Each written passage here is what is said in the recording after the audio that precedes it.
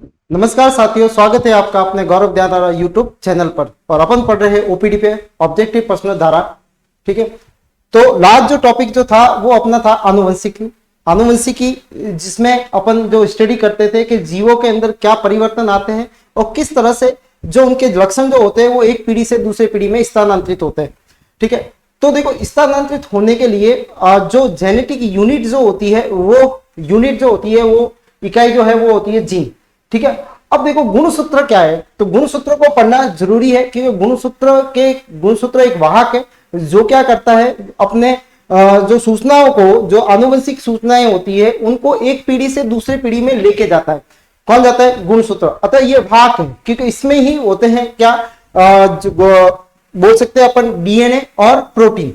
ठीक है, तो डीएनए और प्रोटीन ये जो है वो गुणसूत्र डीएनए और प्रोटीन से मिलकर बना हुआ होता है। अब ये किस तरह से है, ठीक है, इसके बारे में अपन देखेंगे, लिंग निर्धारण के बारे में देखेंगे। तो आज की क्लास जो है वो गुणसूत्र पे है और लिंग निर्धारण पे है कि जो मनुष्य के अंदर जो लिंग निर्धारण होता है वो किस प्रकार से होता है और इससे सवाल भी आते रहते हैं।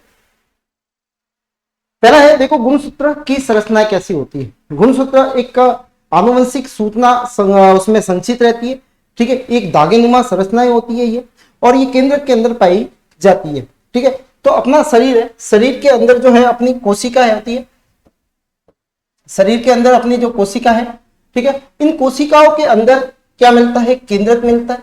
ठीक है, और केंद्रक के अंदर जो होते हैं वो क्या होते हैं? गुणसूत्र होते हैं। लेकिन अगर बात करें अपन प्रोकैरियोटिक और यूकैरियोटिक सेल की, ठीक है, तो केंद्रक जो होता है वो केंद्रक झिल्ली अगर नहीं होती तो इसमें गुणसूत्र जो होते हैं वो कहां पे मिलेंगे? अपन जीव द्रव्य के अंदर पाए जाते हैं। ठीक है, लेकिन अगर यूकैरियोटिक सेल है तो वो मेम्ब्रेन बाउंडेड यानी केंद्र झिल्ली युक्त केंद्रक पाया जाता है, अतः वो केंद्रक में पाए जाएंगे। ठीक है, तो यहाँ पे अगर वो यूकैरियोटिक है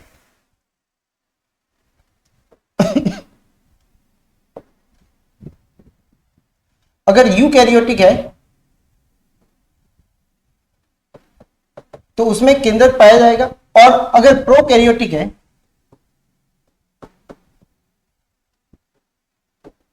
तो केंद्रक झिल्ली नहीं होती है,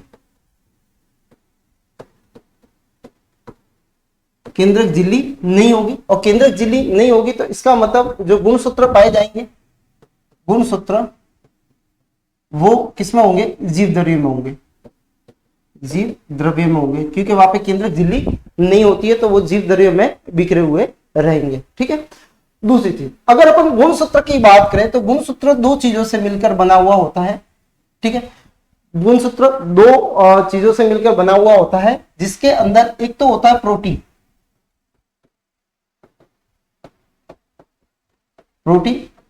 ठीक है, और दूसरा जो होता है वो होता है इसका डीएनए। डीएनए और प्रोटीन ये मिलते ही क्या बन जाते हैं? गुणसूत्र बन जाते हैं। देखो गुणसूत्र दो तरह के, एक तो होता है, एक कभी बोला जाता है क्रोमेटिन। क्या बोला जाता है? क्रोमेटिन। जब वो धागे सदृश्य नजर आता है तब उसको बोला जाता है क्या? क्रोमेटिन बोला जाता है। लेकिन जब वो थिकनेस उसकी बढ़ जाती है, ठीक है, मोटे हो जाते हैं, तब उसका कंडेंस हो जाते हैं, तब उसको बोला जाता है क्रोमोसोम्स। ठीक है, यह भी आगे आपको बता दिया जाएगा।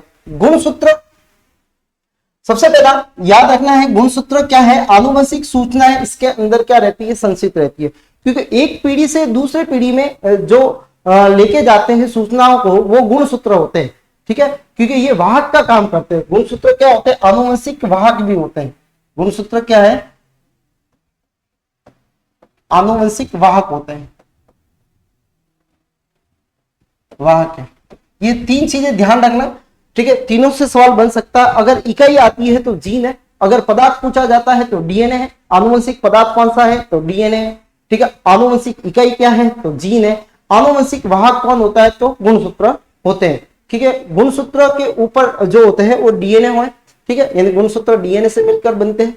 तो डीएनए जो होते हैं वो क्या होती है? एक धागेनुमा एक संरचना होती है। ठीक है, और वही क्या करती है? वो किस पे होती है? गुणसूत्र पे होती है। तो ये वाहक है, यानी ले जाने का कार्य जो करता है डीएनए को, वो कौन करता है? गुणसूत्र करते हैं। ठीक है, इसमें आनुवंशिक सूचनाएं क्या होती है? संचित रखती है, और इनका दिखने में ये कैसे होते हैं? धागे सदृश्य होते हैं। ठीक है, यानी ये अपने को जब क्रोमोसोम इस तरह से दिखते हैं तब इसको बोला जाता है क्रोमेटिन। क्या बोला जाता है? क्रोमेटिन बोला जाता है। लेकिन जब ये कंडेंस हो जाते हैं, ठीक है, कंडेंस होके जब अपने को इस तरह से दिखते हैं,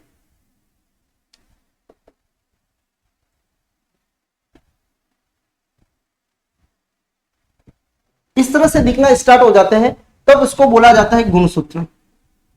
गुणसूत्र बोला जाता है। ये इस तरह से कब दिखते हैं? विभाजन की अवस्था में, ठीक है, सेल डिवीजन के टाइम।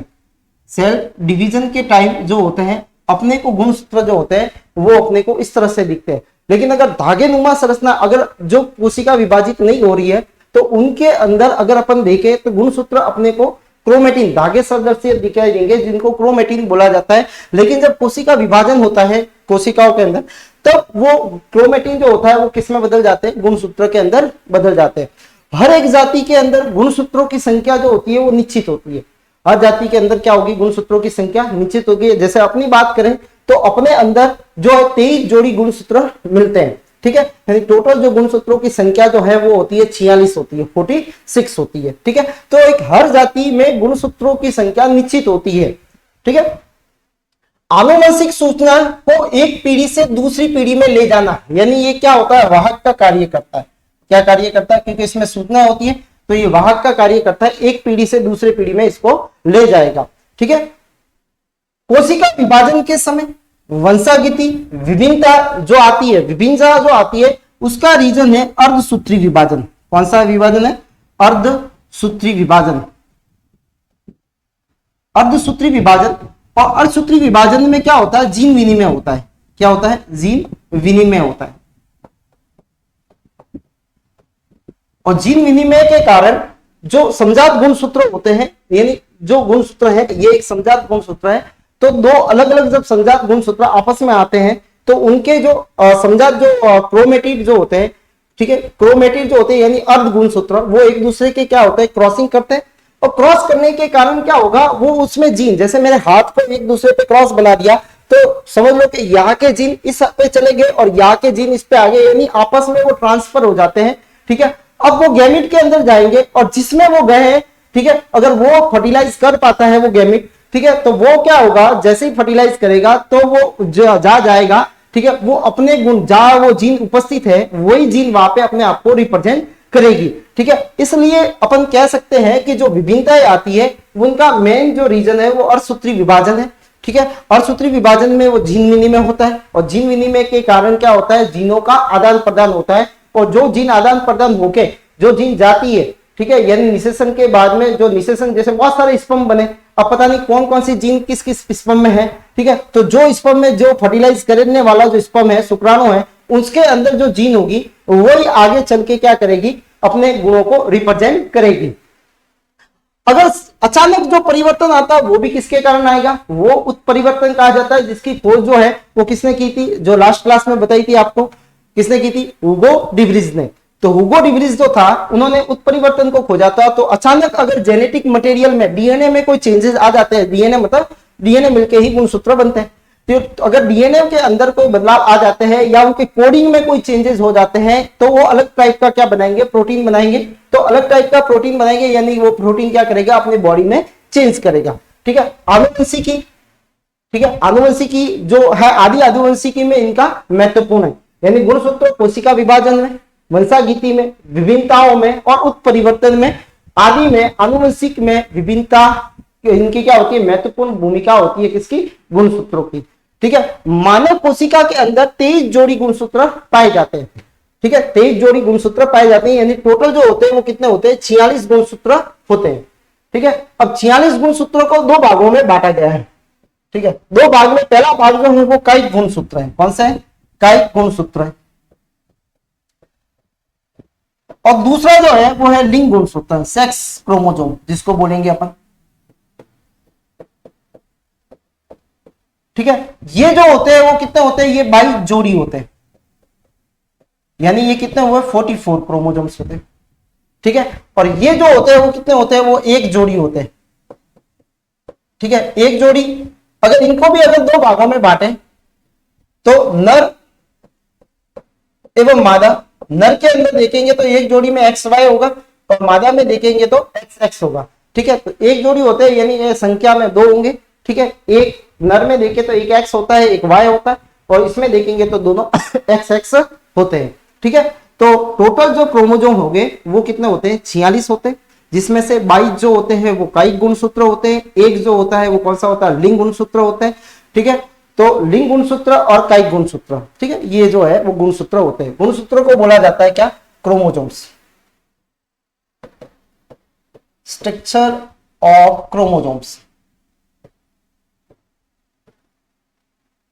क्रोमोजोम का स्ट्रक्चर। ठीक है, तो इस स्लाइड के अंदर ये था कि जो आनुवंशिक जो वाहक होते हैं ये जो कौन होते हैं, गुणसूत्र होते हैं।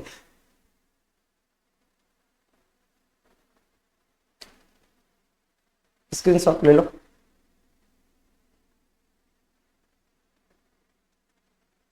देखो नेक्स्ट, युग्मक जो होते हैं उनके अंदर जितने भी युग्मक बनते हैं, नर युग्मक जैसे शुक्राणु बने, मादा युग्मक में जब अंडाणु बनता है तो अंडाणु के अंदर इनमें गुणसूत्रों की संख्या आधी होती है, ये ध्यान रखना, यानी वो अगुणित होते हैं। कौन से होते हैं, अगुणित होते हैं।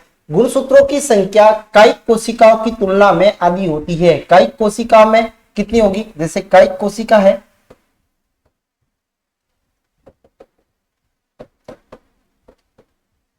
कायिक कोशिका में जैसे 46 गुणसूत्र हैं।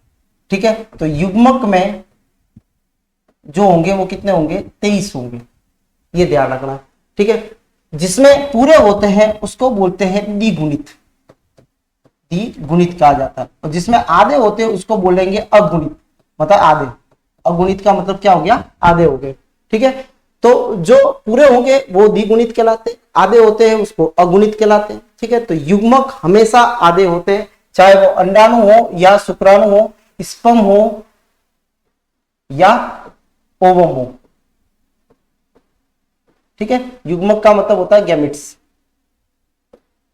तो गैमेट्स के अंदर हमेशा गुणसूत्र जो होते हैं वो आधे होते हैं। इसका मतलब क्या हुआ, इसका मतलब ये हुआ कि गैमेट जो कोशिका है जब वो बनती है, जिस कोशिका से बनती है उस कोशिका में अर्धसूत्री विभाजन होता है। अर्धसूत्री विभाजन के कारण गुणसूत्रों की संख्या आधी हो जाती है। कितनी हो जाती है, आधी हो जाती है। ठीक है, उसके बाद में कैरियोटाइपिंग। कैरियोटाइपिंग में क्या है, गुणसूत्रों का अध्ययन जो करने की एक तकनीकी है।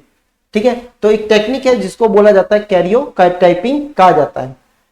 गुणसूत्र अभी बताया था मैंने, गुणसूत्र दो चीजों से मिलकर बना हुआ होता है। एक उसका भाग जो होता है वो होता है क्या, प्रोटीन होता है, और दूसरा जो भाग जो होता है वो उसके अंदर डीएनए होता है। ठीक है, सामने से एक स्लाइड है जिसके अंदर आप देख पा रहे हो कि ये कोशिका है और कोशिका का ये केंद्रक है, और केंद्रक में आपको धागे नुमा संरचना दिखती है।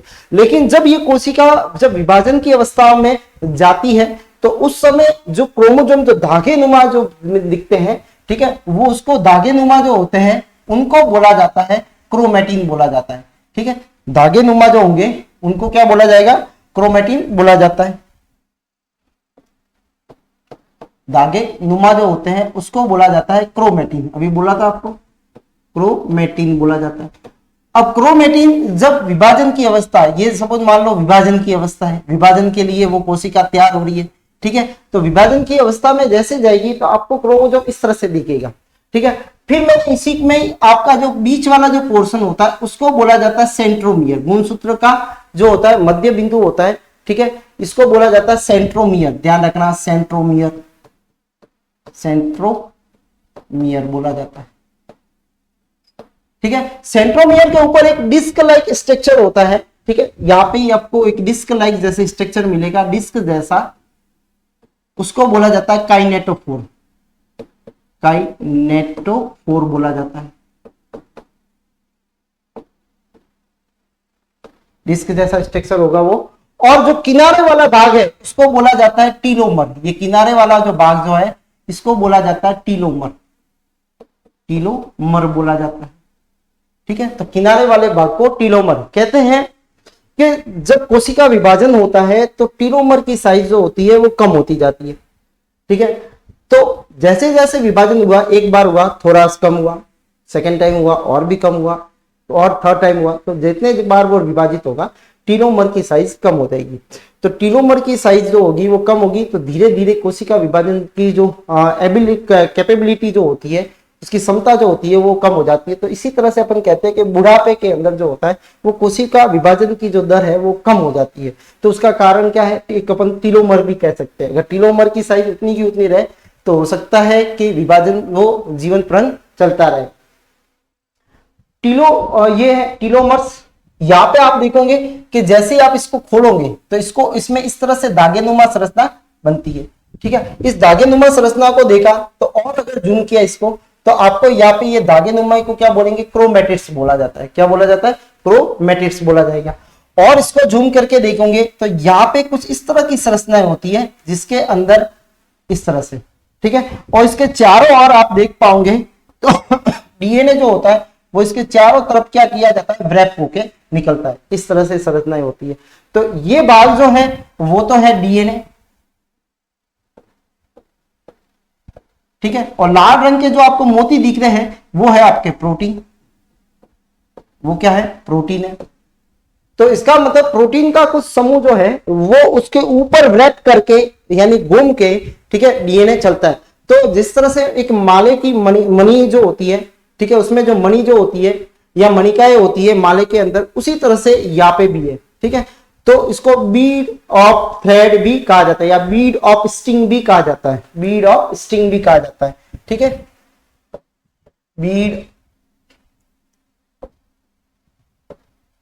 Bead of sting. ठीक है, क्योंकि इसमें क्या होगा, आपको इस तरह से नजर आएगा। ठीक है, तो जो मोती मोती दिख रहे हैं वो क्या है, प्रोटीन से, और जो थ्रेड टाइप दिख रहे हैं वो क्या है आपके, उसको बोलेंगे अपन डीएनए बोलेंगे। तो प्रोटीन और डीएनए से मिलकर बना हुआ कौन होता है, गुणसूत्र बना हुआ होता है। फिर इसको थ्रेड को और जूम किया तो इसके अंदर जो प्रोटीन मिलता है वो कौन सा प्रोटीन होता है, हिस्टोन प्रोटीन होता है। ये प्रोटीन है, ये क्या है, प्रोटीन है, हिस्टोन प्रोटीन होता है। ठीक है, फिर आप देखो इसमें आपको इस तरह से ये दो थ्रेड लाइक स्ट्रक्चर मिलते हैं। यही है आपका क्या, डीएनए। ये अगर अपन देखेंगे तो ये क्या है अपने पास में, डीएनए है। ये है अपना डीएनए। तो दो चीज दिखी अपने को। पहली चीज अपने को इसमें दिखी जो मोती जैसी संरचना है जिनको बोला अपन ने प्रोटीन, और कौन से टाइप का प्रोटीन, हिस्टोन टाइप का प्रोटीन है। दूसरा आप देखोगे तो इसके अंदर क्या निकलेगा, थ्रेड लाइक स्ट्रक्चर नजर आता है जिसको बोला जाता है डीएनए। ये दोनों मिलके ही क्या बनता है, क्रोमोसोम्स। क्रोमोसोम्स होते क्या है, न्यूक्लियस में। जब विभाजन नहीं करते तभी इसको क्या बोला जाता है, क्रोमेटिड बोला जाता है। ठीक है, क्या बोला जाता है, क्रोमेटिन बोला जाएगा। ठीक है, क्रोमेटिड्स क्या है ये भी आपको बताते हैं अभी। ठीक है, क्रोमेटिड्स का मतलब होता है कि गुणसूत्र जब दो भाग होते हैं, ठीक है, यहाँ पे कर लेते हैं, दो भाग है तो दोनों भाग जब अलग अलग अपन करेंगे, ठीक है, तो आधे गुणसूत्रों को क्या बोला जाता है, क्रोमेटिड, जिसको बोला जाता है अर्ध गुणसूत्र। क्या बोला जाता है, अर्ध गुणसूत्र। आधा गुणसूत्र का आधा भाग तो अर्ध गुणसूत्र हो गया। ठीक है, तो अर्ध गुणसूत्र है ये क्रोमेटिन। ये इसको बोला जाता है क्रोमेटिड्स। क्या बोला जाएगा, क्रोमेटिड्स। ऊपर वाला जब जो धागेनुमा होता है उसको क्रोमेटिन। क्रोमेटिन किसमें बदलता है, क्रोमोसोम में। कब बदलता है, जब कोशिका विभाजन होती है। गुणसूत्र स्टॉप प्रोटीन से मिलकर बना हुआ होता है। उसमें दूसरा भाग जो होता है उसको बोला जाता है डीऑक्सीराइबोन्यूक्लिक एसिड। क्या बोला जाता है, डीऑक्सीराइबोन्यूक्लिक एसिड, जिसको बोला जाता है डीएनए। इसमें देखो डी का मतलब होता है कम होना, ऑक्सी का मतलब होता है ऑक्सीजन। ऑक्सीजन कम होती है किस पे, राइबो शुगर यानी पेंटो शुगर पे, शर्करा पे। शर्करा पे क्या होती है, जो कम होती है। ठीक है, क्या कम होती है, शर्करा पे कम होती है ऑक्सीजन, इसलिए इसका नाम क्या है, डीऑक्सीराइबोन्यूक्लिक एसिड होता है। ठीक है, अब क्या है, होमोलोगस क्रोमोसोम यानी समजात गुणसूत्र। समजात गुणसूत्र, समजात गुणसूत्र। समजात गुणसूत्र क्या होते हैं, प्रत्येक कोशिका में प्रत्येक प्रकार के गुणसूत्र जोड़े में होते हैं। वो क्या मिलेंगे अपने को, कितने हैं, 23 जोड़ों के अंदर होते हैं। ठीक है, तो वो प्रत्येक क्या कहलाते हैं, होमोलोगस कहलाते हैं। क्या कहलाते हैं, होमोलोगस कहलाते हैं। ठीक है, क्रोमोसोम्स क्रोमेटिन से बने हुए होते हैं। क्रोमोसोम किससे मिलकर बने हुए होते हैं? गुणसूत्र क्रोमेटिन से मिलकर बने हुए होते हैं। क्रोमेटिन मतलब धागे नुमा संरचना। न्यूक्लियोसोम क्रोमेटिन के आधारभूत इकाई होती है। Very good. न्यूक्लियोसोम, देखो न्यूक्लियोसोम क्या है? ये आपको जो स्ट्रक्चर नजर आ रहा है ऐसा ऐसा आपको प्रत्येक जगह नजर आएगा, और यही है क्या? न्यूक्लियोसोम है। ये क्या है? न्यूक्लियोसोम है। इसको बोला जाता है क्या? न्यूक्लियोसोम।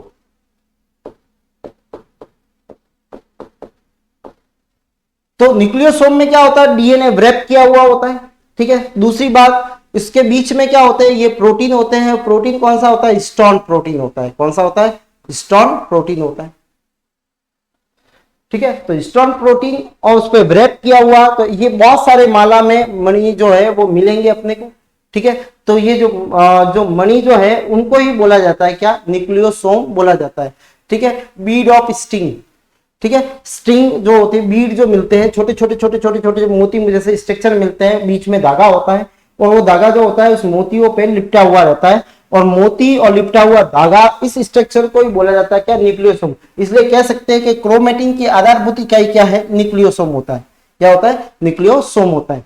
तो न्यूक्लियोसोम जिसके अंदर डीएनए, तो देखो ध्यान रखना, इसको सब अपने जूम करके देखा, इसको जूम किया ऐसा दिखता है, फिर और जूम किया ऐसा दिखता है, तो आपको देखो ये आपको दिख रहा है छोटे छोटे छोटे छोटे, ठीक है। तो यही है बीड ऑफ स्टिंग, ठीक है। और जूम करेंगे और अपने को गहराई में दिखेगा, और जूम किया अपने को ऐसा दिखा, ठीक है। तो ये है अपने डीएनए की जो स्ट्रक्चर जो होता है वो कुछ इस तरह से अपने को दिखता है गुणसूत्रों का। इसके अंदर डीएनए होता है और हिस्टोन प्रोटीन होता है। होमोलोगस, प्रत्येक प्रकार के गुणसूत्र जोड़ा जो होता है उसको क्या बोला जाता है? होमोलोगस कहा जाता है। क्रोमेटिन थ्रेड लाइक स्ट्रक्चर होते हैं, ठीक है। न्यूक्लियोसोम क्या होता है? जिसमें प्रोटीन के ऊपर क्या लिपटे हुए रहते हैं, डीएनए लिपटा हुआ रहता है, उस स्ट्रक्चर को क्या बोला जाता है? न्यूक्लियोसोम बोला जाता है। और ये क्या होता है? क्रोमेटिन की आधारभूत इकाई होती है। नेक्स्ट है, देखो गुणसूत्रों पे सैकड़ों क्या होती है? जीन होती है, ठीक है। सैकड़ों क्या मिलेगी अपने को? जीन मिलती है। कोशिका में विभिन्न प्रोटीनों के निर्माण के लिए कोड जो होते हैं वो गुणसूत्रों में मुख्य क्रोमेटिन, क्रोमेटिड्स, सेंट्रोमियर और टीलोमर होते हैं। इसके गुणसूत्रों के मुख्य भाग जो होते हैं वो ये होते हैं, ठीक है। तो गुणसूत्रों के मुख्य भाग में अगर देखें तो इस तरह से अपने को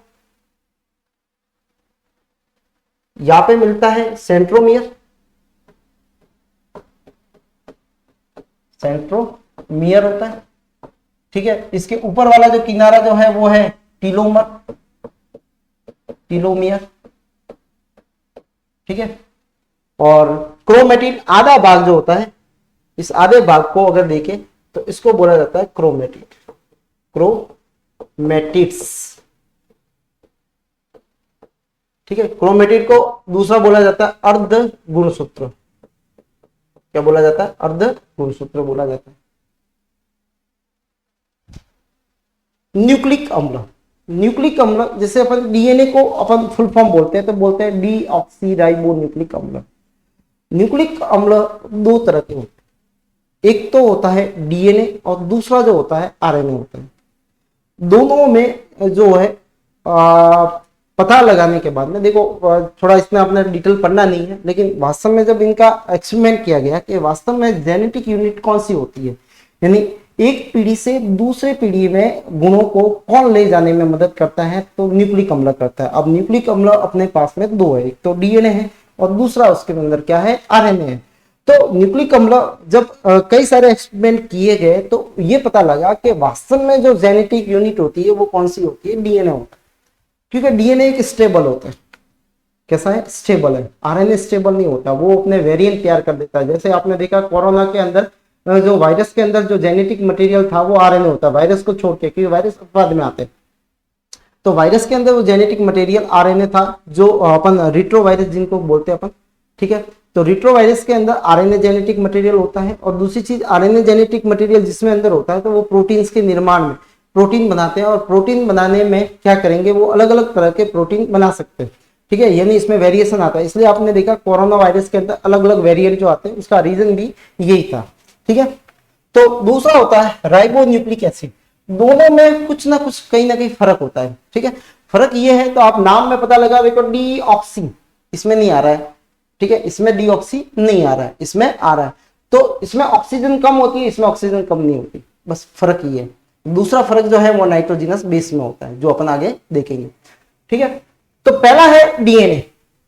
डीएनए की फुल फॉर्म जो होती है वो क्या होती है, D oxy ribo nucleic acid होती है। डीएनए कहते हैं कि मेन जो होता है वो अपने जेनेटिक जो पार्ट है वो डीएनए की आनुवंशिक पदार्थ है। ये क्या है, आनुवंशिक पदार्थ है, आनुवंशिक पदार्थ, क्योंकि इसमें ही सूचनाएं होती है, कोड होते हैं, इनमें क्या मिलते हैं, कोड मिलते हैं। वो कोड क्या बनाते हैं, आरएनए बनाते हैं। कौन सा आरएनए बनाते हैं, एमआरएनए, जिसको देखेंगे, ठीक है। कोड ने आरएनए बनाया, इस आरएनए को फिक्स होता है कि ये कौन से टाइप का क्या बनाएगा, प्रोटीन बनाएगा। तो देखो प्रोटीन कौन से टाइप का बनेगा, एक्स टाइप का बनेगा, वाई टाइप का बनेगा, किस तरह से बनेगा, वो डिसाइड कौन करता है, डीएनए करता है, क्योंकि डीएनए के पास में कोड होते हैं और उस कोड के जरिए ही उसी टाइप का क्या बनता है, एमआरएनए बनता है, कि किस तरह का प्रोटीन बना है, अकॉर्डिंग टू प्रोटीन, प्रोटीन कौन सा बनाना है उस हिसाब से ये बीच में क्या बना देते हैं, क्या एमआरएनए बनाते हैं, और यही एमआरएनए क्या बनाते हैं, आगे चल के प्रोटीन का निर्माण करते हैं, ठीक है। तो प्रोटीन ही मेन है, क्योंकि बेसिक यूनिट जो है वो अपनी क्या है, प्रोटीन है, ठीक है। तो क्योंकि जितने भी एंजाइम्स देखो आप किससे मिलकर बने हुए होते हैं, प्रोटीन से मिलकर बने हुए होते हैं, ठीक है। और बॉडी के निर्माण में भी किसकी जरूरत पड़ती है, प्रोटीन की जरूरत पड़ती है। डीएनए को सबसे पहले जो खोज की गई थी, इसके मॉडल की खोज की गई थी, वो देने वाले जो दो व्यक्ति थे उनका नाम था वॉटसन एंड क्रिक। तो ये इंपॉर्टेंट सवाल बन जाता है कि वॉटसन एंड क्रिक ने क्या किया था, डीएनए मॉडल दिया था, ठीक है। तो ये इंपॉर्टेंट है, डीएनए मॉडल किसने दिया, तो वॉटसन एंड क्रिक ने दिया था। क्या क्या होता है इसके अंदर देखो, एक तो होती है पेंटो शुगर होती है, पेंटो शुगर अग्नि 5 वाली। दूसरा होता है इसके अंदर फॉस्फोरिक एसिड होता है, ठीक है, H3PO4 होता है। उसके बाद में क्या होता है, नाइट्रोजिनस सार होता है। अब नाइट्रोजिनस सार को दो भागों में बांटा है, एक तो प्यूरिन होते हैं और पिरामिडिन होते हैं, ठीक है। प्यूरिन, ठीक है, जिसके अंदर एजी आता है, एजी ऐसे याद करना है आपने को। पिरामिडिन, पिरामिडिन थोड़ा बड़ा है, बड़ा नाम है, तो बड़े में 3 आते हैं, CUT कट, ठीक है। अब CUT कट वगैरह क्या है, तो ये अपन देखेंगे कि देखो दो ये नाइट्रोजिनस बेस होते हैं। नाइट्रोजिनस बेस जो है वो 4 प्रकार के होते हैं, ठीक है। कितने प्रकार के होते हैं, डीएनए के, लेकिन अपन मैंने जो लिखे हैं वो 5 लिखे हैं, AGCU और T, ठीक है। अब ये T और U और ये क्या है, तो अभी तो 4 है, तो अभी 5 कैसे हुए, तो वो देखना आप, ठीक है। कि देखो अगर डीएनए की बात करेंगे तब अपने को एडेनिन मिलेगा, ग्वानिन मिलेगा, जी का मतलब ग्वानिन और ए का मतलब एडेनिन, और साथ में मिलेगा साइटोसिन, ठीक है, और थाइमिन मिलेगा, ठीक है। प्यूरिन, प्यूरिन कभी आपस में नहीं जुड़ते, प्यूरिन और प्यूरिन कभी आपस में नहीं जुड़ते, और पिरामिडिन, पिरामिडिन आपस में नहीं जुड़ते, ठीक है। प्यूरिन और पिरामिडिन आपस में जुड़ेंगे, ठीक है। तो ए जो होता है तो 4 है। अब यहां पे जो समस्या आती है आरएनए और डीएनए के अंदर वो एक है। दूसरा अंतर यह है कि अगर आरएनए की बात करें तो वहां पे थाइमिन की जगह क्या होगा, यू होगा, क्या होगा, टी की जगह यू आता है। ये दोनों जो होते हैं, ये तो आता है डीएनए के अंदर, और ये जो आता है वो किसके अंदर आता है, आरएनए के अंदर। किसके अंदर आता है, आरएनए के अंदर। तो डीएनए के अंदर आता है एक, ये जो यूरेसिल जो होता है वो किसके अंदर आता है, आरएनए के अंदर आता है। थाइमिन जो होता है वो किसके अंदर आता है, डीएनए के अंदर आता है। नाइट्रोजिनस सार वलाकार होते हैं, वले वाले यौगिक है, कार्बनिक यौगिक होते हैं, ठीक है। इसमें प्यूरिन्स है जिसमें एडेनिन और ग्वानिन आते हैं, एजी आते हैं, और पिरामिड्स के अंदर थाइमिन और साइटोसिन और थाइमिन आते हैं, और एक और आता है जिसको बोलते हैं यूरेसिल। क्या बोला जाता है, यूरेसिल, ठीक है। वो केवल किसमें मिलता है, आरएनए में मिलता है, किसमें मिलता है। लेकिन अपन जो या इस स्लाइड में बात कर रहे हैं वो किसकी कर रहे हैं, अपन डीएनए की कर रहे हैं, ठीक है। तो मैंने इसमें लिखा हुआ नहीं है, मैं आपको बता देता हूं कि यूरेसिल जो होता है वो आरएनए में पाया जाता है। ये मेन डिफरेंस होता है। पहला डिफरेंस के राइबो शुगर पे ऑक्सीजन की कमी नहीं होती है, ठीक है, इसमें ऑक्सीजन की कमी नहीं है, ऑक्सीजन की कमी नहीं है, की कमी नहीं है, ये ध्यान रखना नहीं है, ठीक है। इसमें क्या होता है, ऑक्सीजन की कमी होती है, इसमें कमी है, किसकी, O2P, ऑक्सीजन की कमी। ठीक है, यानी ऑक्सीजन उसके अंदर नहीं होता है।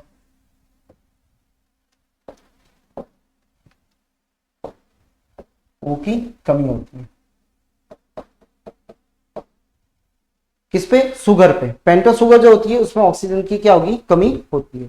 ठीक है, तो ये है वॉटसन क्रिक ने दिया था डीएनए मॉडल। डीएनए की फुल फॉर्म क्या है, डीऑक्सीराइबोन्यूक्लिक एसिड है। इसमें क्या क्या चीज होती है, पेंटो शुगर होता है, फॉस्फोरिक एसिड होता है, नाइट्रोजनस बेस होते हैं। ठीक है, और नाइट्रोजनस बेस 4 प्रकार के हैं, ए, जी, सी और टी। ठीक है, और यू जो होता है वो किसमें मिलता है, यूरेसिल। तो उसमें क्या नहीं मिलता है, थायमीन नहीं होता है, तो टी के स्थान पे यू होता है।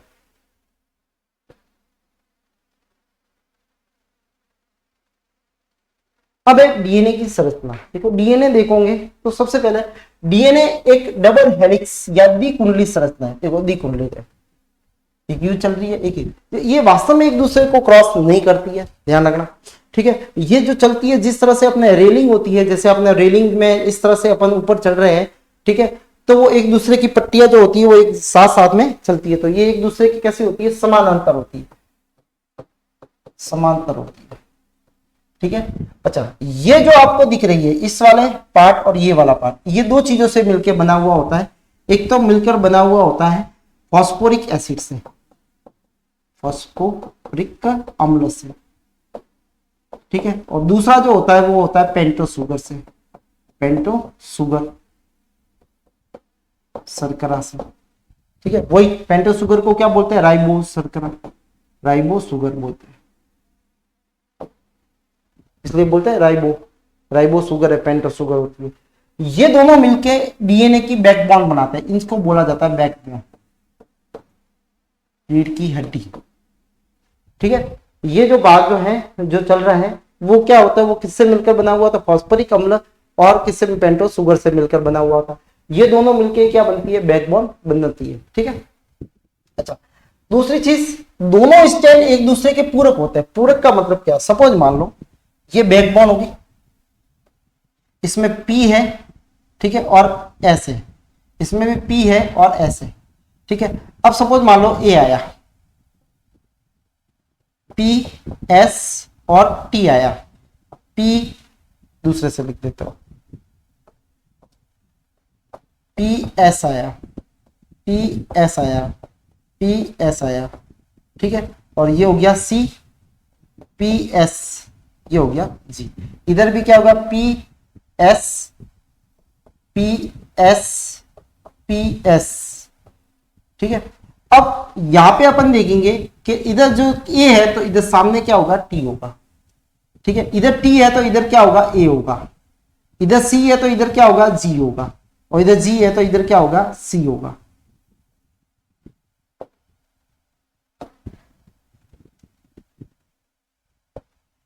इन दोनों के बीच में जो बॉन्ड बनता है वो डबल बनता है। इनमें जो बंध बनता है वो कौन सा बनता है, हाइड्रोजन बंध बनता है। कौन सा बंध बनता है, हाइड्रोजन बंध होता है। कौन सा बंध होता है, हाइड्रोजन बंध होता है।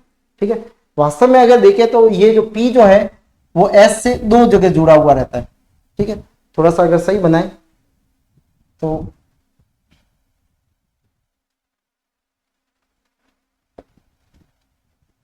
पी एस, इधर भी एस, ये पी एस, पी एस।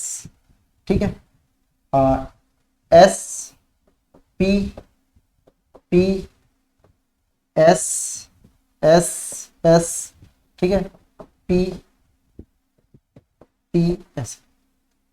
अब ए टी, टी और ए, सी जी, जी और सी, इस तरह से ये जुड़े हुए रहेंगे। ठीक है, अब इनमें जो बॉन्ड बनते हैं वो आप देखेंगे कि इनके बीच में डबल बॉन्ड होता है, ए और इसके। एडिनिन और थाइमिन के बीच में हमेशा डबल बॉन्ड मिलेगा, ए और इसके बीच में। ग्वानिन और जो है साइटोसिन, इनके अंदर ट्रिपल बॉन्ड मिलता है। इसके अंदर ये बॉन्ड जो होता है वो हाइड्रोजन बॉन्ड होता है। कौन से बॉन्ड है ये, हाइड्रोजन बंद होते हैं। ठीक है। इसके बीच में जो बंद होता है उसको फॉस्फोरिक बॉन्ड बोलते हैं, phosphoric diester bond, diester bond बोलते हैं, बंद होते हैं, ठीक है। और पेंटो शुगर और ये वाला जो बंद होता है इसको ग्लाइकोसिडिक बॉन्ड बोलते हैं, ग्लाइकोसिडिक बंद, ठीक है। तो इस तरह से, और ये पूरी जो होती है यहां से ये वाली, ये क्या होती है, बैकबोन होती है इसमें, और ये इस तरह से कुंडलित होके चलती है, दो स्टेप। अब एक में ए है तो उसका पूरक है एक दूसरे का, सामने वाला पूरक क्या होगा, टी होगा, ठीक है। ये क्या है, टी है तो इधर सामने वाला ए होगा। तो ये कह रहा है कि दोनों स्टैंड एक दूसरे के कैसे होते हैं, पूरक होते हैं, ठीक है। और सीढ़ी नुमा सर्पिलाकार संरचनाएं होती है, एडेनिन थाइमिन से, साइटोसिन ग्वानिन से, यानी ए जो होगा वो हमेशा डबल बॉन्ड के द्वारा टी से जुड़ेगा, और सी जो होगा वो हमेशा ट्रिपल बॉन्ड के द्वारा किससे जुड़ता है, सी से जुड़ता है, ठीक है। तो ये है डीएनए की संरचना, ठीक है। तो आप देख सकते हो ये ए जो है वो जुड़ा हुआ है, ए जो है वो किससे जुड़ा हुआ है, टी से जुड़ा हुआ है, ठीक है। ये डबल बॉन्ड से जुड़ेगा, ये भी डबल बॉन्ड से जुड़ेगा, ये ट्रिपल बॉन्ड से जुड़ेगा। ये ग्वानिन है, साइटोसिन है, थाइमिन है और एडेनिन है, ठीक है। और ये शुगर और बैकबोन जो होती है, वो बैकबोन मैंने लिखवा दिया, ये बेस पेयर कहलाते हैं, इनको नाइट्रोजिनस बेस पेयर है, ठीक है।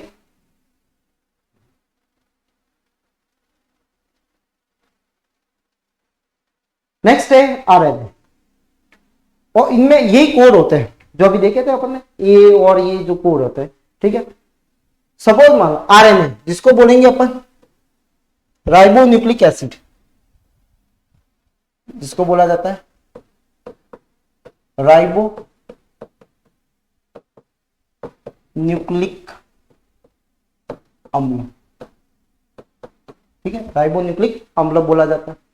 अब इसमें क्या है, पेंटो शुगर इसमें भी है, फॉस्फोरिक अम्ल इसमें भी मिलता है, और नाइट्रोजिनस बेस में मिलता है। नाइट्रोजिनस बेस में कौन कौन मिलता है, जैसे बात करें अपन प्यूरिन की, ठीक है, तो कौन सा होता है, ए और जी होता है, और पिरिमिडिन, पिरिमिड्स,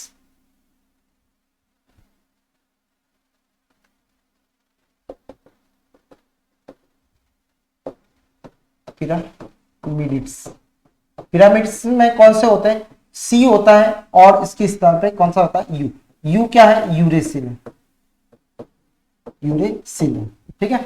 नाइट्रोजनस बेस में, ठीक है, ग्वानिन और साइटोसिन होते हैं, ठीक है, और परंतु डीएनए में थाइमिन टी के स्थान पे क्या होता है, यू। तो ध्यान रखना, डीएनए के अंदर जो थाइमिन होता है वो यहाँ पे ना होके यहाँ पे क्या होता है, यूरेसिल होता है। कौन सा होता है, यूरेसिल। दूसरी चीज, ये सिंगल स्टैंड होता है, सिंगल स्टैंड का मंदिर होता है, ये इस तरह से चलेगा, जैसे ये आया, ये टी आया, ठीक है, ये सी आया, ये जी आया, ठीक है, वापस ए आया, वापस ए आया, ये टी आया, ये टी आया, इस तरह से ये सिंगल स्टैंड होता है, ठीक है। ये सिंगल स्टैंड आरएनए होता है। 3 प्रकार के आरएनए पाए जाते हैं। एमआरएनए जो डीएनए बनाता है, डीएनए सबसे पहले कौन सा बनाता है, एमआरएनए बनाता है, प्रोटीन संश्लेषण हेतु ये सूचना का वाहक होता है, जिसको एमआरएनए बोलते हैं। यही आगे चल के क्या बनाता है, प्रोटीन बनाने में मदद करता है। इससे ही बनता है, कौन से टाइप का प्रोटीन बनेगा, प्रोटीन बनाता है। कौन सा टाइप का प्रोटीन बनेगा वो डिसाइड कौन करता है, कि एमआरएनए पे कौन से कोड है, जिस तरह के कोड होंगे उसी तरह के एमिनो एसिड आएंगे, क्योंकि ये बनते किससे, प्रोटीन किससे बनता है, एमिनो अम्ल से, एमिनो अम्ल से बनता है, ठीक है। दूसरा होता है आर राइबोसोम। आर राइबोसोम जो होता है, ठीक है, जो राइबोसोम में पाए जाते हैं, प्रोटीन संश्लेषण हेतु आदान प्रदान करता है, यानी राइबोसोम को लाने का कार्य जो होता है वो आरआरएनए, ठीक है, यानी आरआरएनए राइबोसोम में पाया जाता है, और ये क्या करता है, राइबोसोम को वह लाएगा, कहां पे लाएगा, इधर, ठीक है। तो यहाँ पे जब लाता है राइबोसोम को, तो ये 2 यूनिट में होता है, पहले यूनिट यहाँ आती है, एक यूनिट, और दूसरी यूनिट इसके ऊपर आती है। राइबोसोम जुड़ता है और यहां से स्टार्ट होता है क्या, प्रोटीन का बनना। फिर एक टीआरएनए। अब टीआरएनए का काम क्या होगा, नाम से पता लग रहा है, ट्रांसफर आरएनए, इसको बोलते हैं अपन ट्रांसफर आरएनए। ये वाहक का कार्य करता है, क्योंकि ये एमिनो एसिड को लाने का कार्य करेगा। क्या, कौन किसको लाएगा, ये एमिनो एसिड को लाएगा, एमिनो एसिड आएंगे यहाँ पे, और एमिनो एसिड आपस में जैसे ही आते रहेंगे, एक आया, फिर वापस दूसरा आया, दोनों जुड़ गए, फिर तीसरा आया, वो भी जुड़ गया, चौथा आया, वो भी जुड़ गया, और प्रत्येक बार एमिनो एसिड लाने का काम कौन करता है? टीआरएनए करता है, क्योंकि टीआरएनए पे कोड होते हैं, ठीक है, स्पेशल टाइप के कोड होते हैं, उसी कोड वाले एमिनो एसिड, और एमिनो एसिड पे भी क्या होंगे? कोड होंगे, ठीक है। तो उसी एमिनो एसिड को जोड़ता है जिसपे ये कोड दर्शाता है, जिसमें जिस तरह का कोड होगा उसी एमिनो एसिड को लाएगा ये, ठीक है। प्रोटीन संश्लेषण के दौरान एमिनो एसिड अम्लों को वाहक का कार्य करता है, के वाहक का कार्य यानी लाने का कार्य, एमिनो एसिड को लाने का कार्य जो होता है, लाने का कार्य जो होता है वो कौन करता है? ये करता है, ठीक है। तो 3 तरह के आरएनए, राइबोसोम में पाया जाने वाला RNA rRNA, mRNA messenger RNA जो बनता है डीएनए से बनता है, वो कौन सा है? जो मैसेंजर आरएनए यही बनाता है, इसके अकॉर्डिंग ही क्या बनता है? प्रोटीन बनता है। टीआरएनए जो होता है वो क्या करता है? एमिनो एसिड को लाने का काम करेगा, कि यहाँ पे कोड देखेगा और इसका अपोजिट कोड कोई किस पे होगा? एमआरएनए, ये एमआरएनए पे जो कोड होता है, कोड उसका एंटीकोडॉन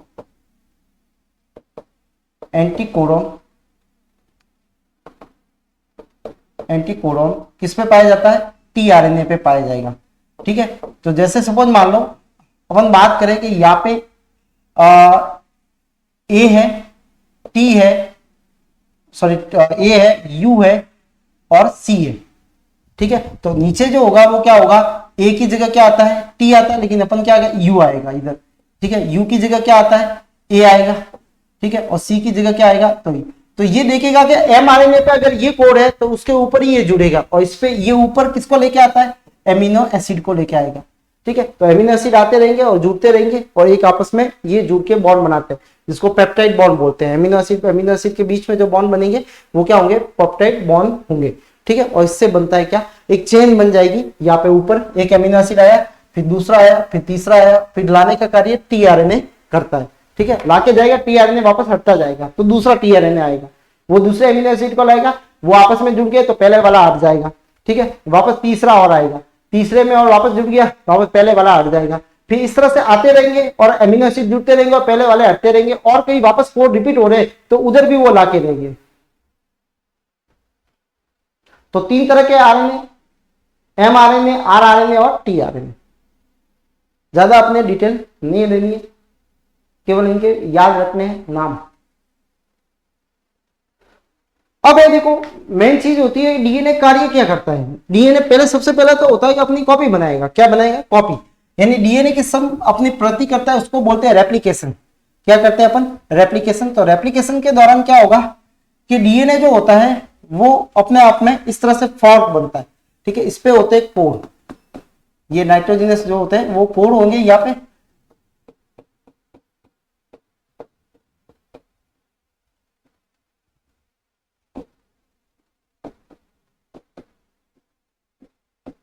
ये कोड होते हैं, ठीक है। इसी के ऊपर क्या आएगा? दूसरा कोड आएगा। इसी के ऊपर क्या आता है? दूसरा कोड आएगा, वो इसके अपोजिट कोड होंगे।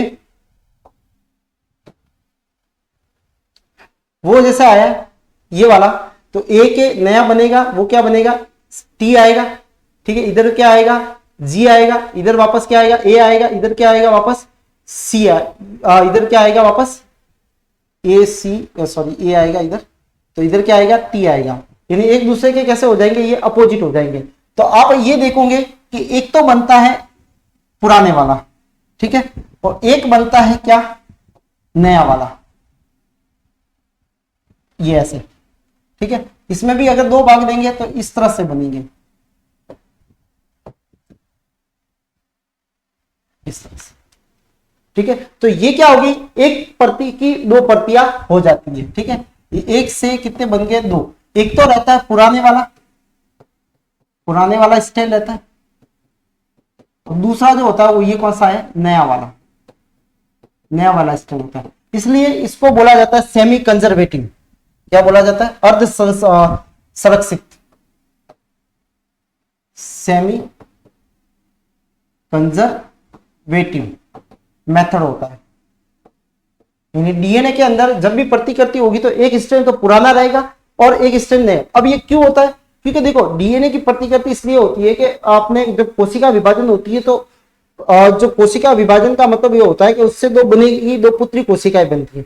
उन पुत्री कोशिकाओं के अंदर डीएनए की जो मात्रा होती है वो इक्वल होगी, मात्रा जो होगी वो कैसी होगी? इक्वल होगी। इक्वल कब होगी? जब उसका अमाउंट डबल होगा, यानी इसको डबल होना जरूरी है, क्योंकि ये इनको दो भागों में पहुंचना है और वो इक्वली पहुंचना है। ठीक है, मेरे पास में अगर 100 रुपए है, अगर 100 रुपए को मेरे को अगर उनको 100 देने हैं तो मेरे को 100 रुपए और लाने पड़ेंगे, यानी मैं 100 का 200 करूंगा, फिर उस 100 को मैं अलग अलग दोनों में पहुंचा दूंगा। ठीक है, तो यहाँ पे भी यही है कि जो डीएनए जो कोशिका विभाजन के समय, ये कब होता है? कोशिका विभाजन के समय। कोशिका विभाजन के समय डीएनए की क्या होती है? प्रतिकृति होती है। और ये भी कोशिका विभाजन की कौन सी, जो एस फेज होती है, कौन सी फेज होती है? एस फेज के अंदर, सिंथेसिस फेज होती है, उसके अंदर ये होता है। ठीक है, नेक्स्ट है प्रोटीन संश्लेषण का केंद्रीय सिद्धांत, सेंट्रल ड्रॉगमा सिद्धांत बोलते हैं इसको, सेंट्रल ड्रॉगमा प्रिंसिपल। सेंट्रल ड्रॉगमा, ठीक है, सेंट्रल ड्रॉगमा प्रिंसिपल क्या कहता है? ये कहता है कि डीएनए हमेशा पहले क्या बनाता है? एमआरएनए बनाता है, एमआरएनए बनाएगा। कोई भी डीएनए होगा वो सबसे पहले एमआरएनए बनाना है। इसको बोलता है अनुलेखन। क्या बोला जाता है? अनुलेखन बोला जाता है। इस प्रोसेस को बोला जाता है अनुलेखन, जिसको बोला जाता है ट्रांसक्रिप्शन। क्या बोला जाता है? ट्रांसक्रिप्शन बोला जाता है। ठीक है, ये एमआरएनए आगे चल के बनाते हैं प्रोटीन। क्या बनाता है? प्रोटीन बनता है। ठीक है, इस प्रोटीन एमआरएनए से जब प्रोटीन बनता है तो बोलते हैं इसको अनुवाद। क्या बोला जाता है? इसको अनुवाद बोला जाता है। ठीक है, या इसको बोला जाता है ट्रांसलेशन, ट्रांसलेशन बोला जाता है। ठीक है, यानी एमआरएनए से जब प्रोटीन बनता है तो उसको बोला जाता है ट्रांसलेशन या अनुवाद बोला जाता है। डीएनए सबसे पहले क्या बनाता है? डीएनए डायरेक्ट प्रोटीन नहीं बनाता, ध्यान रखना। ठीक है, डीएनए क्या करता है? पहले एमआरएनए बनाएगा, एमआरएनए के अंदर वो कोड आ जाएंगे और वही कोड के अकॉर्डिंग क्या बनेगा? प्रोटीन बनेगा। ठीक है, तो एमआरएनए जो होता है वो प्रोटीन बनाता है और एमआरएनए किससे बनता है? डीएनए से बनता है। लेकिन वायरस में क्या होता है? आरएनए होता है। तो आरएनए अगर क्या बनाता है? डीएनए बनाता है। तो पहले प्रोसेस ये होता है कि आरएनए पहले डीएनए बनाएगा। ये किसके अंदर होता है? इसको बोलते हैं रिवर्स ट्रांसक्रिप्शन। रिवर्स ट्रांसक्रिप्शन बोला जाता है। रिवर्स ट्रांसक्रिप्शन का मतलब होता है, ठीक है, प्रति अनुलेखन कहा जाएगा इसको। ये किसमें होता है? वायरस वगैरह में। किसमें होता है? ये वायरस में। वायरस में वहां पे ये सेंट्रल डॉगमा प्रिंसिपल काम नहीं कर रहा है। ठीक है, सेंट्रल डॉगमा प्रिंसिपल क्या है कि डीएनए है, डीएनए से एमआरएनए बनेगा, एमआरएनए से प्रोटीन बनेगा। ठीक है, डीएनए से एमआरएनए बनना अनुलेखन कहलाता है, एमआरएनए से प्रोटीन बनना क्या कहलाता है? अनुवाद कहलाता है। तो डीएनए से आरएनए, आरएनए से प्रोटीन एक आनुवंशिक सूचना का प्रभाव होता है। पहले सूचना आरएनए में गई, आरएनए से फिर अकॉर्डिंग प्रोटीन बना। डीएनए में संचित आनुवंशिक सूचना एक कार्यवाहक प्रोटीन बनाता है। तो सबसे पहले बनाने का कार्य किसने किया? इस डीएनए ने किया, क्योंकि डीएनए को पता है कि कौन सा टाइप का प्रोटीन बनाना है, उसी के अकॉर्डिंग क्या बनाएगा? वो एमआरएनए बनाएगा। मुख्य रूप से अनुलेखन और अनुवाद चरण शामिल होते हैं, जो मैंने आपको बताया। डीएनए से एमआरएनए अनुलेखन है, एमआरएनए से प्रोटीन जो है वो क्या है? अनुवाद होता है। तो इस तरह से ये बनते हैं, क्या? प्रोटीन बनता है अपनी बॉडी के अंदर। तो पहले तो प्रतिकृति होगी, प्रतिकृति होने के बाद में जो जो अपने को प्रोटीन वगैरह चाहिए वो भी इस तरह से बनते रहेंगे साथ साथ में।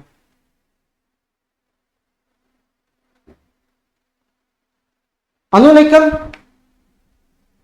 डीएनए से आरएनए बनना, ठीक है, और कौन से टाइप का? वो भी आरएनए। डीएनए से क्या बनना? एमआरएनए बनना। इसको बोला जाता है क्या? ट्रांसक्रिप्शन बोला जाता है। आरएनए पॉलीमरेज, एक एंजाइम की जरूरत पड़ेगी, ठीक है, आरएनए बनाएंगे तो इस तरह से बनेगा वो। जैसे सपोज मान लो इसमें ये डीएनए है, ए है, ये टी है, ठीक है, ये सी है और ये जी है। ये वापस अपने पास में आ गया, अपने पास में जी आ गया तो इधर सी आ गया, इधर टी आ गया तो इधर ई आ गया। ठीक है, इस तरह से ये होता है। अब इसके अलग अलग क्षेत्र होते हैं, ठीक है, जहां से शुरुआत होगी, ये शुरुआत वाला और ये वाला। ठीक है, देखो दो तीन है। एक तो होता है टेम्पलेट स्ट्रैंड। टेम्पलेट स्ट्रैंड का मतलब होता है कि दोनों में से जिस भाग से, ठीक है, आरएनए जो होता है वो सिंगल स्ट्रैंड होता है, तो ये इस तरह से ये आरएनए बनता रहेगा। ये सिंगल स्ट्रैंड आरएनए आया, तो जहां से शुरुआत होती है, जिस स्ट्रैंड से बन रहा है, जैसे नीचे वाले स्ट्रैंड से बन रहा है तो इसको बोलेंगे टेम्पलेट स्ट्रैंड। क्या बोलेंगे? टेम्पलेट स्ट्रैंड बोला जाएगा। ये टेम्पलेट स्ट्रैंड है।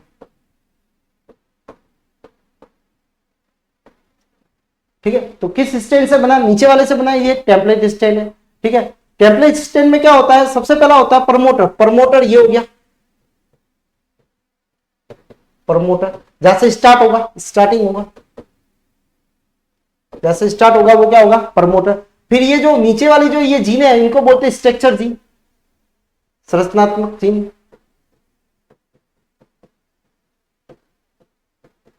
ठीक है, कहीं ना कहीं तो जाके ये एंड होगा, एंड होने पे क्या होगा, टर्मिनेटर, ये टर्मिनल होता है, टर्मिनल, टर्मिनेटर। ठीक है, ये हो गया क्या, टर्मिनेटर, ये टर्मिनेटर हो गया, यानी एंड, अंतिम। तो यहां से शुरुआत हुई, तो इसी तरह से ये डीएनए से इस तरह से धागा निकलता रहेगा। ठीक है, तो ये 3 भाग हो गए। टेम्पलेट डीएनए के 2 स्टैंड है, तो ऊपर वाले को क्या बोलेंगे, ऊपर वाले को बोलेंगे कोडिंग स्टैंड, कोडिंग स्टैंड बोलेंगे, ऊपर वाले को कोडिंग स्टैंड। जहां से आरएनए बनेगा, जिस स्टैंड से बनेगा, नीचे वाले स्टैंड से बनेगा, तो वो कौन सा हो गया, वो हो गया आपने टेम्पलेट स्टैंड। ठीक है, और जहां से शुरुआत होती है वो प्रमोटर, जिनके बीच में ये जीने आ रही है उनको बोलते हैं अपन स्ट्रक्चर जीन। और लास्ट में जहां पे कहीं ना कहीं आरएनए एंड तो होगा कि भाई यहाँ तक एंड हुआ, यहां से इतना आरएनए बन गया। ठीक है, तो इतना आरएनए बन गया, जहां से एंड होगा वो बोलते हैं इसको टर्मिनेटर। ये पॉइंट होता है इस पे। टेम्पलेट स्टैंड के 3 भाग है, प्रमोटर है, स्ट्रक्चर जीन है और टर्मिनेटर है। यहां से स्टार्ट होता है, ये जीन होती है। ठीक है, और इसमें अंत होता है, अनुवाद। अब जो एमआरएनए बना है उसी से बनेगा क्या, ये एमआरएनए बना है। ठीक है, इसी से बनेगा। और इसमें किन किन की जरूरत पड़ेगी, इसमें पड़ेगी सबसे पहले तो राइबोसोम की जरूरत।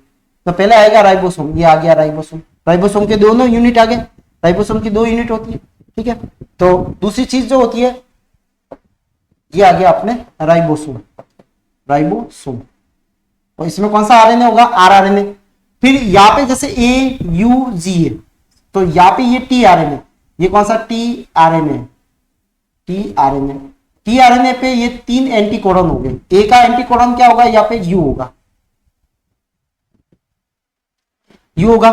ठीक है, यू का क्या होगा, यहाँ पे ए होगा, जी का क्या होगा, इधर सी होगा, तो सीधा। और ये कौन सा, मेथियोनिन एक आता है, मेथियोनिन एमिनो एसिड है, एमिनो एसिड है, ये इसको लेके आएगा यहाँ पे, यहाँ आके ये तीनों इधर से जुड़ जाएंगे।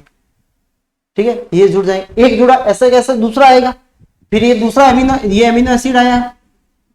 ठीक है, दूसरा वाला आएगा वो इधर पास में आ जाएगा, इसको भी टीआरएनए, तीसरा भी आएगा वो भी इधर आएगा। ये आपस में जुड़ते रहेंगे, और किससे जुड़ेंगे, पेप्टाइड बॉन्ड से। कौन सा बॉन्ड होगा, पेप्टाइड बॉन्ड होगा।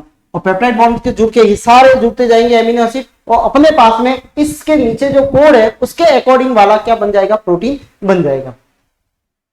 तो प्रोटीन विशेष कोडिंग करता है, कोड होता है, क्योंकि इसमें क्या होते हैं, कोडिंग होते हैं, उसके अकॉर्डिंग ही प्रोटीन बनता है। क्योंकि यहाँ पे अगर ये कोड है नहीं है तो ये टीआरएनए जो मेथियोनिन वाला जो एमिनो एसिड है वो यहाँ पे नहीं आएगा, ध्यान रखना, इधर कोई दूसरा आएगा जिसका ये कोड होगा। क्योंकि हर एक कोड को करने के लिए वो स्पेसिफिक होता है, यानी कोड जो होंगे वो स्पेसिफिक होगा, उसी टाइप का एमिनो एसिड वहां पे आएगा, नहीं तो नहीं आएगा। ठीक है,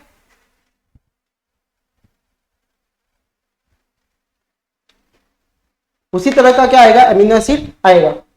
आरएनए प्रोटीन निर्माण की सूचना आनुवंशिक कूट में होती है, किसमें होती है, कोड में होती है। ठीक है, वो कोड होगा, उसी तरह का एमिनो एसिड वहां पे आएगा।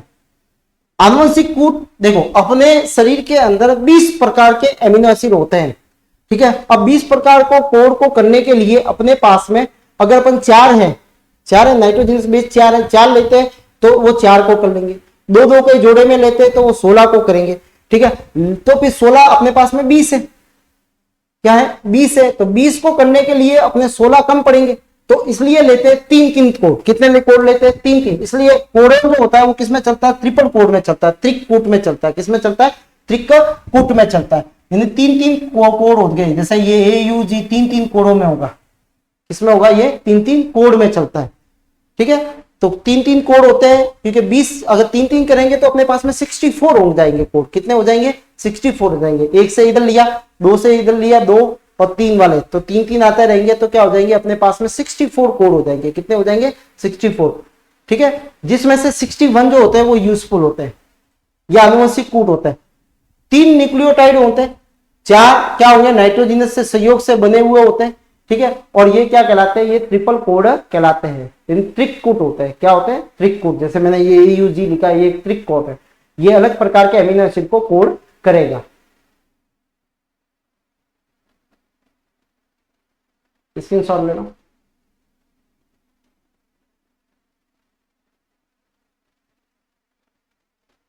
अब एक ट्रिक कोड एक अमीनो एसिड को कोड करता है, ऐसा नहीं कि एक ही कोड जो होगा वो 2-3 अमीनो एसिड को कोड नहीं कर सकता, ठीक है, लेकिन एक अमीनो एसिड को कई सारे क्या कर सकते हैं, कोड कर सकते हैं, ठीक है, एक अमीनो एसिड को करते हैं। कुल अपने पास में 64 कोडोन होते हैं, जिसमें 61 कोडोन जो होते हैं वो यूजफुल है, 20 अमीनो एसिड के लिए होते हैं, लेकिन 3 कोडोन जो होते हैं वो किसी भी अमीनो एसिड को कोड नहीं करते हैं। इनको इसलिए बोला जाता है क्या, स्टॉपेड कोड बोला जाता है। यानी जैसे ये कोड आएगा जिसपे, जैसे सपोज मान लो ये यहाँ पे जैसे कोड आ गया, ठीक है, तो जैसे स्टॉपेज कोड जो आ जाएंगे तो यहाँ पे इसे स्टॉपेज कोड है, ठीक है, ये किसी भी अमीनो एसिड को कोड नहीं करेंगे, और जैसे ये आप लिख देंगे वहां पे क्या हो जाएगा, अमीनो एसिड वहां पे नहीं आएंगे। तो यानी जितना अमीनो एसिड अब बन गया था, वो जो प्रोटीन बन गया था, ठीक है, वो यहाँ आके रुक जाएगा। तो कहीं ना कहीं रुकना भी तो पड़ेगा, तो रुकने के लिए 3 कोड पाए जाते हैं, तो कोड के हिसाब से चलते हैं। तो देखो कितना एक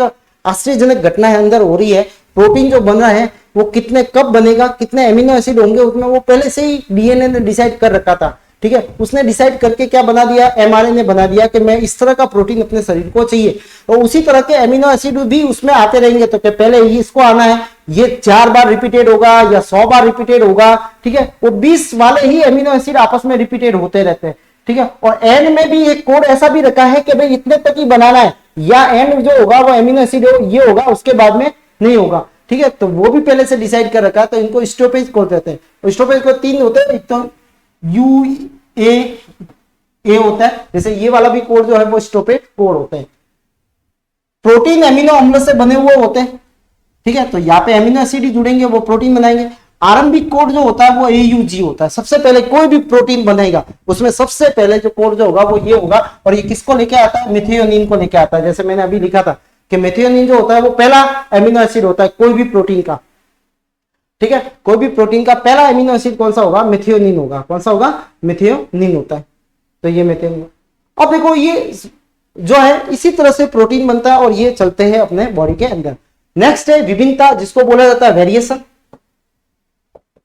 वेरिएशन कैसे आती है, तो वे गुण होते हैं जिनकी उसके जनकों से और उनकी जाति से सदस्यों में उसी गुण के मूल स्वरूप में क्या आ जाती है, विभिन्नता आ जाती है। सीधी सी बात है, अपन देख सकते हैं कि अपन जो है अपने जनकों से अपने कैसे अलग है, तो अपने माता पिता से अपन अलग है, अपने 2 भाई भी अपने क्या आपस में समानता नहीं रखते। तो ये क्या वेरिएशन आती है, और वेरिएशन आना भी जरूरी है, क्योंकि वेरिएशन नहीं आएगी तो आने वाली जो जातियां है वो उसका उत्पन्न नहीं होगी। तो वेरिएशन आने से नई जाति का उद्भवन होता है। इसी को ही बोलते हैं अपन उद्विकास, इवोल्यूशन बोला जाता है, ठीक है। तो टोटल अपने पास में कितने अमीनो एसिड होते हैं, 20। उनको कोड करने के लिए कितने हैं, 61 होते हैं। 3 कोडों में चलता है, ट्रिक कोड होते हैं।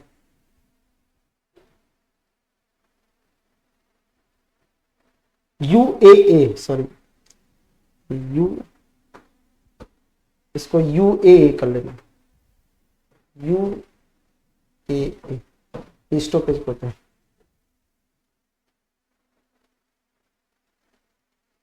अब विभिन्नता, जननिक विभिन्नता, ये जनन कोशिकाओं में होने वाले परिवर्तन से होती है। यानी डीएनए में चेंज किस में आएगा, डीएनए में आएगा, ठीक है, और ये एक पीढ़ी से दूसरे पीढ़ी में जाती भी है, डीएनए में चेंज आएगा वही जाएगा। जननिक विभिन्नताओं के कारण जीन में उत्परिवर्तन होता है, अचानक परिवर्तन आता है, ठीक है, और जिसके कारण जीन की संरचना में परिवर्तन होगा। तो सीधी सी बात है, अभी अपने पढ़ा कि अगर डीएनए में चेंज आया तो सीधी सी बात है वो अलग से एमआरएनए बनाएगा, अलग वाला एमआरएनए अलग तरह का प्रोटीन बनाएगा, अलग तरह का प्रोटीन अलग तरह के गुण देगा। आनुवंशिक पुनर्योजन भी इसका कारण है। अगर अपन पुनर्योजन करते हैं, यानी उनमें क्या करते हैं, जोड़ते हैं, कोई जोड़ना या घटाना, जीनों को जोड़ना या घटाना, वो क्या है, किसको जोड़ना, जीन को, जीन जो कोड जो है उनको जोड़ना या घटाना, ठीक है, ये पुनर्योजन कहलाता है, रिकॉम्बिनेशन कहलाता है। या अपन किसी को जोड़ रहे हैं तो वो क्या होगा, रिकॉम्बिनेशन।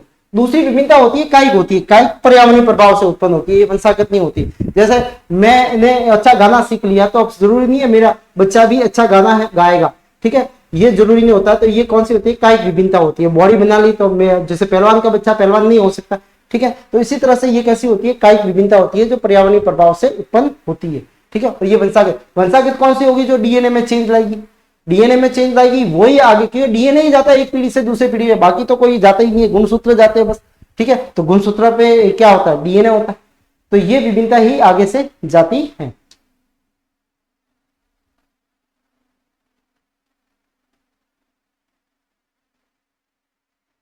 अब मानव में लिंग निर्धारण, देखो अभी पढ़ा था अपने, लिंग निर्धारण का मेन कार्य कौन करता है, गुणसूत्र करते हैं, ठीक है। कितने जोड़ी होते हैं, 23 गुणसूत्र होते हैं, 23 जोड़ी गुणसूत्र, यानी टोटल कितने होते हैं, 46 होते हैं। ऑटोसोम मतलब कायिक गुणसूत्र, कायिक गुणसूत्र, कायिक गुणसूत्रों की संख्या कितनी होती है, 22 जोड़ी यानी 44 होती है। और ये जो होते हैं 13 गुणसूत्र, ये कितने होते हैं, दो प्रकार के होते हैं, एक्स और वाई। अगर इनको देखें तो ये दो होते हैं, तो अगर मेल की बात करें, नर की बात करें तो नर में होते हैं एक्स और वाई, और मादा में अगर बात करें तो होते हैं कौन से, एक्स और एक्स। फीमेल के अंदर कौन से होंगे, एक्स और एक्स होंगे। अब देखो ये कैसे डिसाइड करते हैं, जैसे सपोज मान लो युग्मक सेल है अपने पास में जैसे हर कोई सेल होगी उसके अंदर 44 प्लस, ठीक है, एक्स और वाई ले लेते हैं, ये हो गए नर। तो 44, 45 और 46 हो गए, ये सपोज मान लो नर है, ठीक है। और ये है मादा, मादा के अंदर आप देखोगे तो क्या बनेंगे, 44 प्लस क्या से होते हैं, एक्स और एक्स होंगे, ठीक है, ये होंगे मादा के अंदर। अब यहां से क्या होगा कि जब इसमें युग्मक बनेंगे, क्योंकि युग्मक में क्या बताया था मैंने, गुणसूत्रों की संख्या आधी हो जाती है, कितनी हो जाती है, आधी हो जाती है, ठीक है। तो यहाँ पे भी अपन देखेंगे कि गुणसूत्रों की संख्या कैसी हो जाएगी, आधी। तो या आधी करेंगे तो सीधी सी बात है, 44 का आधा कितना हो जाएगा, 22 हो जाएगा। और दोनों एक्स में से कौन सा, एक्स और वाई में से एक इसमें एक्स आ गया, तो इस वाले में 22 प्लस क्या आ जाएगा, वाई आ जाएगा, वाई इसमें आ गया, इसका आधा कर लिया, क्योंकि कई गुणसूत्र सेम रहते हैं, ठीक है। आपके अंदर, मेरे अंदर, नर के अंदर, मादा के अंदर, सबके अंदर कई गुणसूत्र कैसे रहेंगे, सेम रहते हैं, ठीक है। दूसरी चीज, ये जो होते हैं वो कितने हो गए, जैसे 44 है, ठीक है, तो 44 का आधा जो होगा वो कितना हो जाएगा, 22 हो जाएगा, प्लस क्या आ जाएगा, एक्स। इसमें तो कोई दिक्कत ही नहीं है, क्योंकि दोनों में एक्स एक्स ही आएंगे, क्योंकि फीमेल के अंदर होते ही एक्स एक्स ही है। अब क्या होगा, इनका जब निषेचन होगा, क्या होता है, जब निषेचन होता है, ये तो बन गए युग्मक, क्या बन गए, युग्मक बन गए, ठीक है। जैसे ये नर की बात करें तो ये बन गए स्पर्म, ठीक है, और ये बन गया अंडाणु, ठीक है, स्पर्म और ये अंडाणु बन गए। स्पर्म के अंदर ये दो तरह की वेराइटीज मिलेगी, एक में स्पर्म में एक्स हो सकता है, दूसरे वाले में वाई हो सकता है, यानी लाखों स्पर्म होते हैं, लेकिन उसमें डिसाइड ये होगा कि भाई लाखों स्पर्म के अंदर ऐसे भी स्पर्म होंगे जिनमें एक्स होगा, और ऐसे भी स्पर्म होंगे जिसमें अंदर वाई होगा, ठीक है। अंडाणु के अंदर कोई भी अंडा ले लो, उसके अंदर हमेशा क्या होगा, 22 प्लस एक्स होगा, ठीक है, ये फिक्स होगा।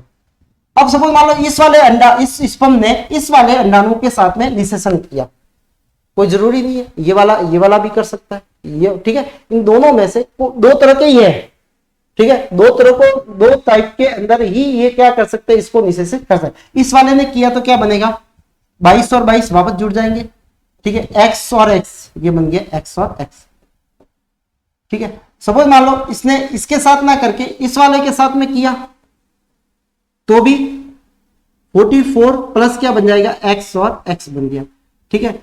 अब इसकी बारी, इसने इसके साथ में किया तो क्या होगा, 44 प्लस क्या बन जाएगा, एक्स, और इसका क्या आ जाएगा, वाई आ जाएगा, ठीक है। इसके साथ में किया तो वही 44 प्लस क्या आ जाएगा, एक्स और वाई आ जाएगा। तो आप देख रहे हो कि 50% तो क्या होती है, गर्ल्स होती है, ठीक है। कितनी होती है, 50%, और 50% इस क्या मिलेंगे अपने को, बॉयज मिलेंगे, लड़के मिलेंगे,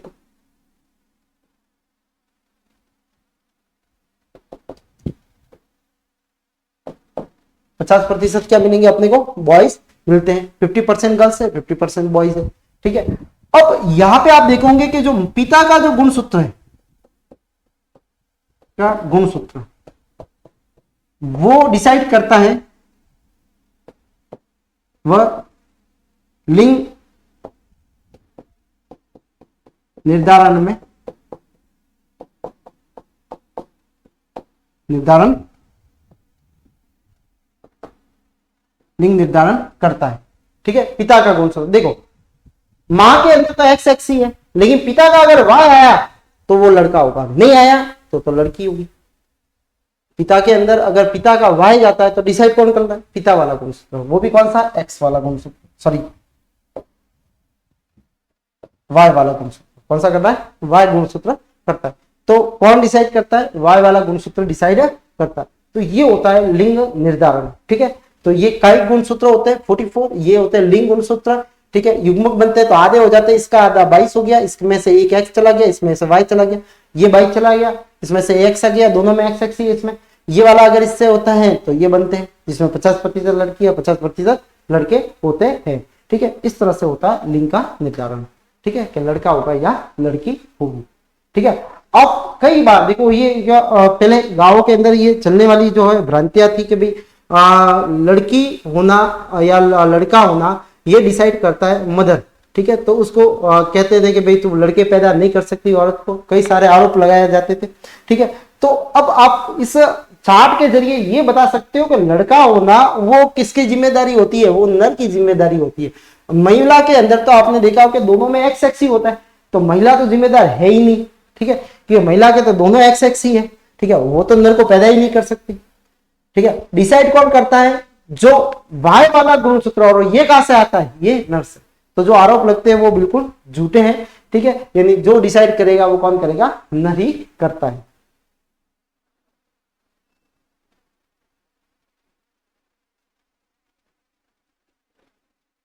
अब बच्चों में लिंग निर्धारण क्वेश्चन है, देख लेते हैं अपन। बच्चों में लिंग निर्धारण के लिए उत्तरदायी क्रोमोसोम कौन सा है? पिता का, माता पिता दोनों का, इनमें से कोई नहीं। तो कौन सा करता है? पिता वाला करता है। कौन सा करता है? पिता वाला जो होगा वो करता है। किसमें? इसमें गुणसूत्रों में। ठीक है, ये लिंग निर्धारण में कौन मदद करता है? इसमें। मानव में गुणसूत्रों की संख्या होती है, कितनी होती है? 46, 48, 52। कितनी होती है? 46 होती है। कितनी होती है? 46। ठीक है, तो मानव में जो गुणसूत्रों की संख्या वो कितनी है? अगर युग्मक में कैसी होती है? आधी होती है। कैसी होती है? आधी होती है। यानी कितनी होती है? 23 होती है जोड़ी में। 23 होती है जोड़ी। क्या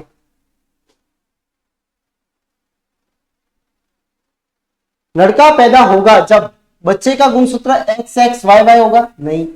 बच्चे का गुणसूत्र जो होगा वो एक्स और Y Y, sorry Y Y होगा? नहीं, होता ही नहीं है। बच्चों का गुणसूत्र जो होता है वो एक्स वाई होगा, या बच्चों का गुणसूत्र एक्स एक्स होगा। तो एक्स एक्स होगा तो क्या होगी? लड़की होगी। ठीक है, और ये होगा तो क्या होगा? लड़का होगा। तो कौन सा सही है? लड़का का पूछा है तो सी वाला सही होता है। किस कारण एक माता पिता सभी प्रकार की संतानें समान नहीं होती? आनुवंशिक विभिन्नताओं के कारण, वातावरण के विभिन्नताओं के, उपरोक्त दोनों के कारण, और इनमें से कोई नहीं। तो मेन जो विभिन्नता आती है वो कौन सी होती है? आनुवंशिक विभिन्नता। यानी आनुवंशिकी के डीएनए के अंदर चेंज आता है, वो एक पीढ़ी से दूसरी पीढ़ी, वातावरण का कोई प्रभाव नहीं है।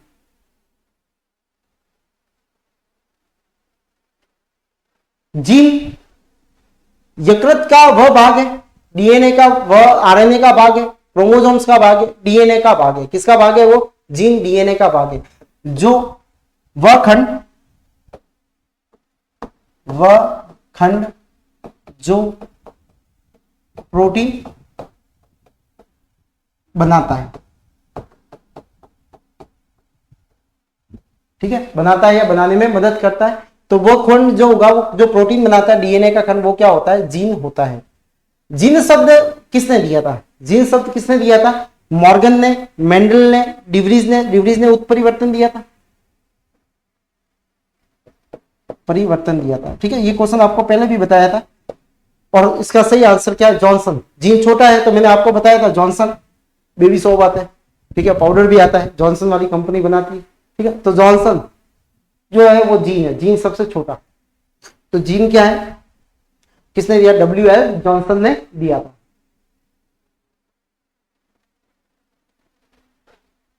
शिशु में पितृत्व स्थापित करने के लिए निम्नलिखित में से किस प्रकार की तकनीक का प्रयोग किया जाता है?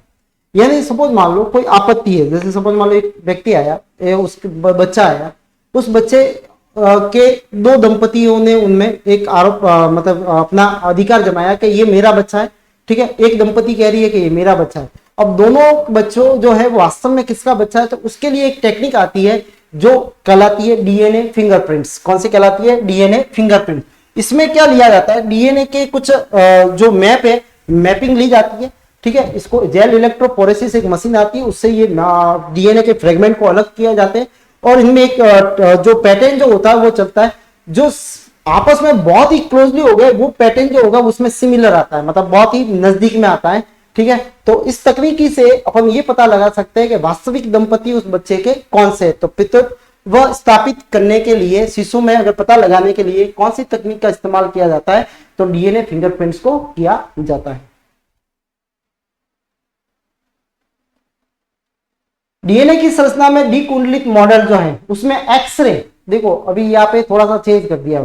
चेंज ये किया है कि उसने ये नहीं पूछा कि डीएनए मॉडल किसने दिया था, इसमें क्या पूछा कि डीएनए मॉडल के अंदर देखो अकेला मॉडल देना ही नहीं है, उसमें कई सारे कुछ एक्सरे जो थे उसमें वो किरणें डाल के फिर वो मॉडल को तैयार किया गया था। तो उसमें मदद करने वाले भी दूसरे वैज्ञानिक थे। तो एक्सरे वाले विवर्तन को जो मदद की थी किसकी, वॉटसन एंड क्रिक की, क्योंकि जेम्स वॉटसन और क्रिक इन दोनों ने मिलकर तो क्या दिया था, डीएनए मॉडल दिया था, ठीक है, डीएनए मॉडल दिया था। लेकिन इसमें मदद जो करने वाला था, जो एक्सरे की मदद की थी, वो कितने की थी, इसने की थी, ठीक है, जिसका नाम है मॉरिस विल्कन्स और रोजलिन फ्रैंकलिन ने की थी, ठीक है। ये इन्होंने क्या बताया था, ये बताया था इसमें एक्सरे के द्वारा इसमें डीएनए मॉडल में मदद की थी, ठीक है। तो ये आंकड़े दिए थे इन्होंने एक्सरे वाले। और वॉटसन क्रिक याद रखना आप जरूर, ठीक है, किसने डीएनए मॉडल दिया, वो वॉटसन क्रिक ने दिया था। सर्वप्रथम जीन संश्लेषण किसने किया था, जीन का संश्लेषण जो किया था वॉटसन ने भी नहीं किया, ये मेंडल ने भी नहीं किया था, कौन था, खुराना से, ठीक है। कौन सा था, सी आंसर है, खुराना, ठीक है। और गोविंद खुराना, और गोविंद खुराना, और गोविंद खुराना सर ने। गुणसूत्र में होता है, गुणसूत्र में आरएनए एमिनो एसिड होता है, नहीं। आरएनए शर्करा होती है, नहीं। डीएनए और प्रोटीन होता है, या डीएनए एंजाइम होता है, कौन होता है, डीएनए और प्रोटीन होता है, ठीक है। तो डीएनए प्रोटीन से ही गुणसूत्र मिलकर बने हुए होते हैं। तो आज की क्लास में इतना ही, मिलते हैं अगली क्लास में भी, ठीक है। ये जो है, जो अपना टेस्ट सीरीज जो है पटवार के लिए है और सूत्र श्रेणी कर्मचारियों के लिए, ठीक है। तो इनको ज्वाइन कीजिए आप, ठीक है, और अपनी सफलता को निश्चित कीजिए। मिलते हैं अगली क्लास में, तब तक के लिए धन्यवाद।